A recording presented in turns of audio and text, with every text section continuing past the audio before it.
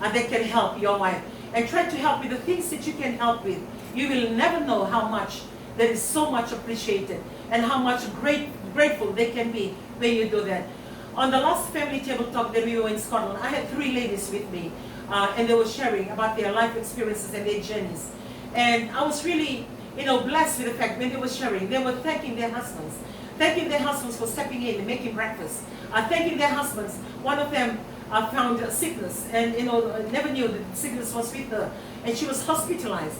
And she said, not until now that I'm home, and I know how much my husband loves me, and I know how much I value to him.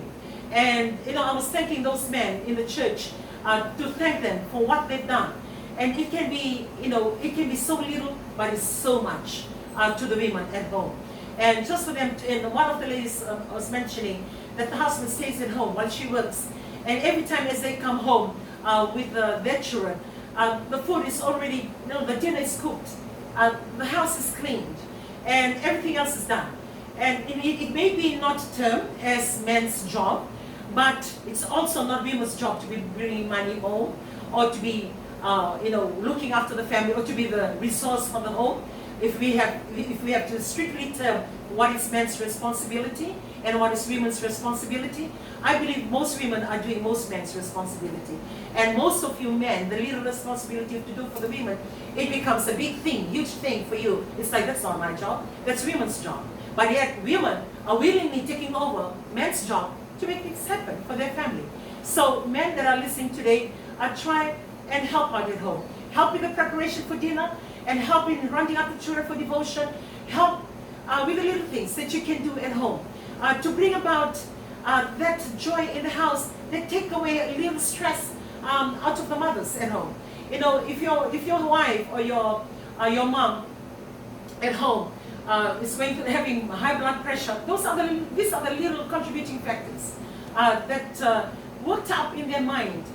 They go to sleep, they cannot have a good night rest because they're thinking of tomorrow. They're thinking of the early morning, the lunches, the children going to school, all other things. And mothers are mothers, women are women. We cannot stop ourselves from thinking these things. Even though at times husbands will say, don't worry about anything, just think about yourself, don't worry about these things. We cannot stop ourselves from worrying because they are our responsibility. And we cannot stop ourselves from doing the things we're doing. But the help that you men can do, it helps a lot. Be the thinker, be the matured person, be the helper, and be the person that can be there to help share the load of the mother at home and the load of the responsibilities in raising up children at home, raising up grandchildren, and raising up a good family. Yes, because I believe when God created us, He created us uniquely having a family. All the other elements you can be easily replaced. But this is the element of life. In your whole journey or life journey, you can never be replaced, which is a family. So embrace that because it's a calling from God. You are called from God to be a father.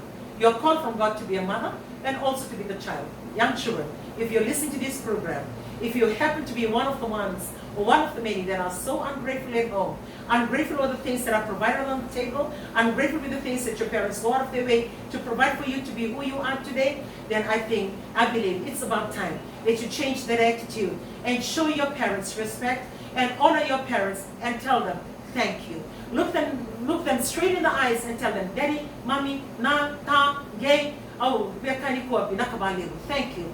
Thank you for blessing me and thank you for the things you have done to my life. Because that thank you, that little gratitude, you will never know how much it blesses your parents' hearts. And for those of you who have left home, or maybe you are rebelling against your family and you're staying in somebody else's family, please return home and tell your parents that you love them.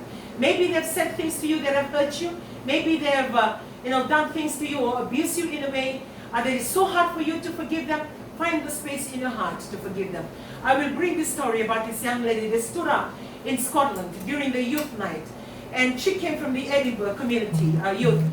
And she stood, and as she was sharing her story and her journey, she was just crying. Crying that her dad left their family when they were very small, her and her brother. And they grew up knowing that the father always come in and out of their lives. And until the time he moved back to Fiji. And she said, I'm always crying out to God. I'm always calling out